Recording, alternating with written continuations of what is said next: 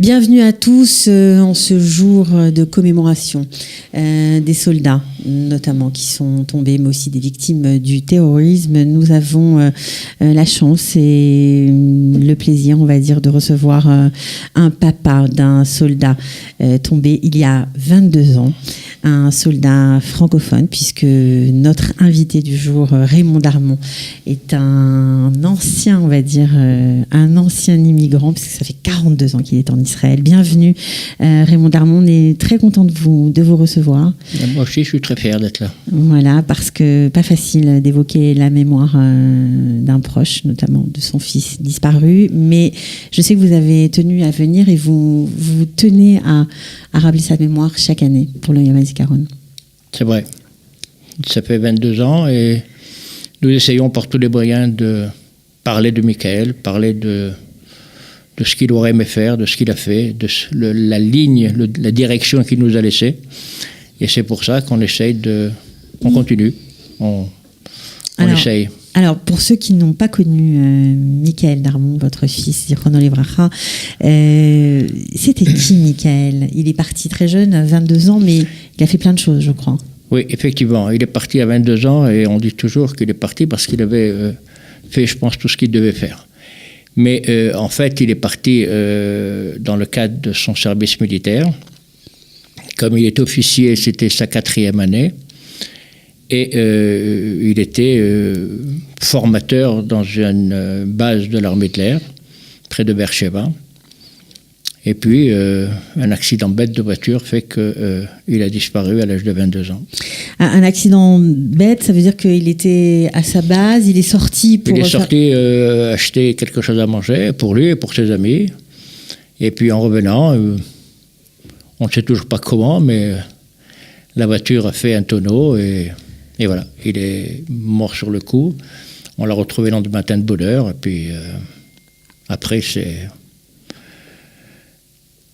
dur. Après, c'est très dur, bien sûr. Alors, juste pour ceux qui ne l'ont pas connu, pour vous, pour sa mémoire, je crois qu'il était champion de judo, votre fils. C'était une de ses spécificités. Il avait plein d'autres qualités, mais oui, effectivement, c'était un vrai sportif. C'était un gros sportif qui n'aimait pas perdre. Et quand on le voyait revenir d'une compétition qui boitait, ça y est, il a perdu. Mais effectivement, il était judoka. Il a fait pendant 10 ans du judo à Talpaz. Et moi, maintenant, depuis, je suis à la direction de cette association, je dirais. De ce club, club oui, de judo. C'est un club, ouais. Effectivement, un club énorme à Jérusalem. Ouais. Qui a 30 ans d'existence aujourd'hui. Il a 30 ans d'existence et qui a à peu près 500 élèves chaque année. Il a fait des compétitions, il a participé à des compétitions. Oui, la compétition en France, en Israël et puis aussi à l'étranger, en Italie. Il était ceinture noire, il faut quand même préciser. Oui, à la fin, oui, après quand il était plus grand déjà. Ouais. Et donc il en a aussi profité dans le cadre de ses fonctions à l'armée pour entraîner, alors pas que physiquement, mais c'est vrai que c'était un atout pour lui. C'était un atout, mais je pense qu'il avait compris que ce qui était important, c'était de faire travailler sa tête et d'essayer d'indiquer à ces militaires qu'il fallait faire travailler la tête. Et je pense que ça aussi fait de lui quelqu'un un peu de particulier. Mm-hmm. Il avait aussi une grande qualité de persuasion, ce qui fait que les choses allaient bien. Les choses allaient bien et qu'il était bien à sa place. Alors vous, justement, qui êtes là depuis 42 ans, vous êtes monté par idéal, j'imagine ? Oui, effectivement, par idéal complètement. On est monté en groupe en Israël, ce qui était assez exceptionnel en tout cas. Vous êtes un membre très actif du DEJ à l'époque et vous avez oui, c'est vrai, je suis actif. J'étais au ZEI d'abord quand j'étais tout jeune, après au DEJ pendant 18 ans. Ensuite, je suis arrivé en Israël et puis j'ai continué en m'occupant de l'IFAN, qui n'est plus aujourd'hui, mais j'étais directeur national, président national plutôt. Et puis bon, on a toujours essayé de faire en sorte d'aider ceux qui allaient arriver et de promouvoir l'Aliyah, ce qui est pour moi, à mes yeux, le plus important dans le sionisme. Mm-hmm. Alors, est-ce que vous pensiez un jour qu'un drame pareil allait toucher votre famille ? Certainement pas. Certainement pas, parce qu'on était justement, ma femme et moi, très tranquilles, dans la mesure où j'étais dans une base de formation. Il n'y avait pas d'ennemis, donc a priori c'était tranquille. Mais on ne peut pas imaginer qu'il peut y avoir un accident de voiture, quoi. Est-ce que ça a remis en cause votre sionisme, votre engagement? Ah, pas du tout. Pas du tout. Ça n'a aucun rapport. Au contraire, je pense que ça nous a rapprochés un peu plus avec Israël. Et on fait partie de ces, je sais pas, 30 000, 40 000 familles qui sont endeuillées et qui, malheureusement, continuent à vivre et continuent à faire et à progresser. Et c'est exactement ce que j'avais dit à mes enfants après la Shiva de notre fils. Parce que vous avez d'autres enfants, c'était votre seul malheureusement, garçon. je dis malheureusement, Michael était mon seul garçon, mais j'ai aussi 3 filles merveilleuses, et mariées maintenant, avec 12 petits-enfants. Je suis très content, très fier. Mais je leur ai dit à l'époque, il faut reprendre. Il faut reprendre l'école, il faut reprendre le bac, il faut reprendre la vie active. Mais où on trouve la force, en plus, quand on a un seul fils? Et j'imagine combien vous deviez être fier de lui. C'est vrai. Et combien il doit vous manquer. C'est vrai, bien que quelquefois, il était très chauvable, comme on dit chez nous. C'est-à-dire un peu... Vous aviez des oppositions, comme tout père avec son fils. Exactement. Sinon, c'est pas drôle. Mais c'est vrai que c'est très dur. Mais heureusement, grâce à Dieu, nous avons 3 filles merveilleuses, nous avons maintenant des petits-enfants, et puis la vie continue. C'est ça qui est important. Mais... Comment vous vivez cette journée, année après année? Parce qu'il y a certains parents qui nous disent que pour nous, Yom HaZikaron, c'est tous les jours. Je pense que c'est vrai. Nous, on pense, ma femme et les enfants, on pense à Michael constamment. Enfin, il est constamment avec nous. Je ne dirais pas, on pense à lui. Qu'est-ce que vous gardez de lui quand vous pensez à lui? Ah, je garde d'abord son sourire. Il avait un sourire ravageur. Il avait, comme je l'ai dit, un don de persuasion. Il était capable de vous faire changer d'avis en 3 minutes. Même son directeur d'école, il a toujours réussi à aller jusqu'au bout où il devait aller. Et c'est une certaine intelligence, je crois. Et non, c'était un enfant intéressant. Voilà. Un enfant intéressant. C'est ça le mot. C'est ça le mot. Ses amis, j'imagine, vous êtes toujours en contact avec eux? C'est souvent le cas en Israël? Bien sûr, ses amis sont là à chaque Askara, sont là à chaque commémoration du jour de son décès. Et puis, de l'activité, ils sont toujours là. Ils sont toujours là parce que c'est fait partie, même jusque-là. Tous les commandants de la base où ça s'est passé sont aussi avec nous tout le temps. Ils sont 22 ans. Il était apprécié, j'imagine? Oui, très. Il avait, encore une fois, il était capable de rentrer chez le commandant de la base et dire, voilà, je veux faire ça, un programme. Il a fait des programmes nouveaux, il a toujours été... précurseur, innovateur, exactement. Comment, alors je vous ai posé la question, mais je ne vous ai pas laissé répondre, je m'en excuse, concernant la façon de vivre année après année cette journée un peu spéciale. Elle est spéciale et pourtant,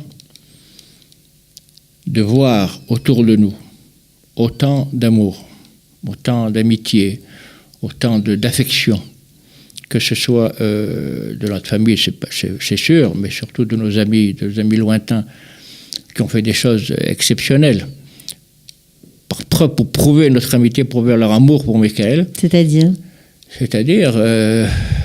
vais dire seulement un exemple, pendant la Shiva de mon fils, ma belle-sœur était avec nous. Nos amis les ont pris. On a fait le tour du pays pour trouver une forêt qui puisse convenir. Et comme ça, on a planté une forêt à son nom. Vous avez planté une forêt au nom de votre fils? Au nom de votre fils. Tous les amis, etc., ont planté une forêt.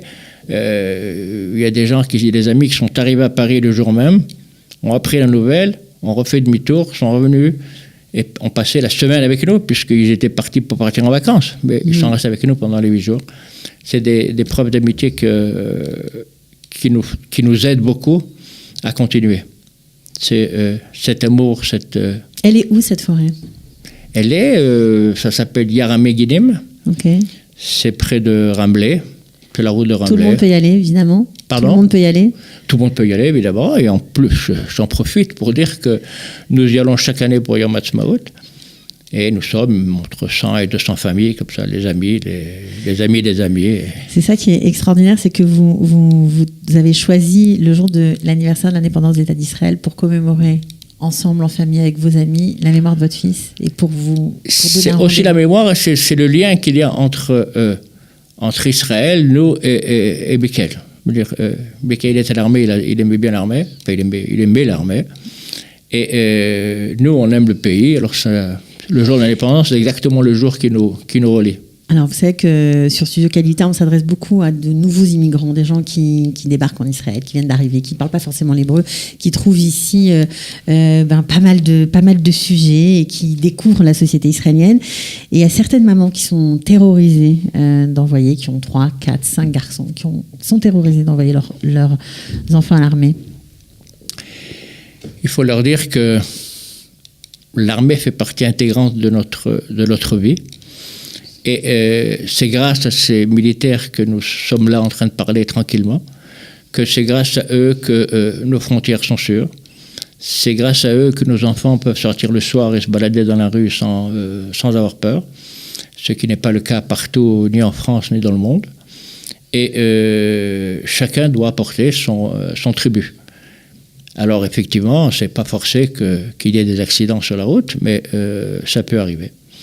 Et ça fait partie je dirais, partie de sionisme aussi, de dire qu'on a participé, en quelque sorte, à l'évolution du pays et du peuple Israël sur sa terre. Qu'est-ce que vous feriez si vous aviez, je sais pas moi, beaucoup de moyens? Qu'est-ce que vous aimeriez faire en mémoire de votre fils? D'abord, je ferai en sorte que beaucoup de Juifs de France viennent en Israël, entre autres, de France et d'ailleurs. Ouais. Et puis, j'aurais fait une école de leadership. Ça a existé, ça existe, je pense, non? Ça n'existait pas il y a 20 ans. Okay. C'est à l'époque là où quelque chose qui soit à l'image de Michael, c'était exactement ça. Préparer la nouvelle génération à une vision du monde un peu différente. Qu'on arrive aujourd'hui à faire. Je veux dire, il y a des situations qui se préparent, des organismes qui se mettent en place, et c'est important. Alors, on prépare pour l'emploi, par exemple, on prépare pour l'éducation, mais est-ce que, on vient à la Knesset, on vient de fêter d'élire une nouvelle Knesset. Voilà, une nouvelle Knesset, et on les a vus hier, tous beaux. Et s'il y avait une belle école de formation, ils auraient dû obligatoirement passer par cette école pour apprendre exactement comment on doit se comporter quand on est un dirigeant public. Ok, donc j'imagine que c'est quelque chose qui tenait à cœur à votre fils. Pourquoi il était critique sur l'armée, sur les dirigeants, sur la société? Non, il aimait des choses bien faites. Il aimait quand c'est un ordre, il faut le suivre. Et puis il y a derrière une idée, et l'idée il faut la suivre. Il était très à cheval sur certains principes, et ça il voulait le perpétuer et le développer dans la société israélienne. Oui, tout à fait. Alors, je vous souhaite que vous puissiez le faire un jour. Juste pour terminer, vous m'avez parlé du sourire de Michael, mais qu'est-ce que vous gardez comme image, comme souvenir familial, comme souvenir personnel? Tout à l'heure, je disais qu'il est tout le temps avec nous, mais effectivement, il est tout le temps avec nous. Dans la mesure où quand on est avec nos enfants, il y a une blague, d'un coup, il y a un silence, on sait qu'il est là. Des fois, il y a une photo qui tombe, quelque chose qui est un peu anormal. On se dit, bon, il est là. On sent sa présence, et on sent sa présence tout le temps. Tout le temps, parce que même si 22 ans après, on est toujours très sensible. C'était hier, en fait. Bon, en tout cas, on vous remercie d'être venu. Nous, ça nous fait chaud au cœur de pouvoir rappeler sa mémoire, voilà, d'un jeune homme magnifique, beaucoup de talent, beaucoup de qualité. On souhaite qu'il y ait beaucoup de jeunes comme lui, qui fassent l'armée aussi, qui suivent sa trace, voilà. Et qui reviennent en paix. Il avait l'air très joyeux aussi. On le voit rire sur toutes ces belles photos qu'on a vues passer derrière nous. Voilà, et que tous ces jeunes reviennent en paix. Merci beaucoup, Raymond Darmon, d'être venu. Je vous en prie. Le plaisir était pour moi. Voilà, et à très bientôt. Au revoir. Au revoir. Yom HaZikaron les Chalalei Ma'arachot Israël. Jour du souvenir pour ceux tombés pour l'État d'Israël. איך נפלו גיבורים ויאבדו כלי מלחמה. Comme ils sont tombés ces vaillants et perdus ces armes de guerre. כל יום שעובר כמו נצח, כל יום שעובר ועדיין אתה חסר, כל יום שעובר כמו נצח.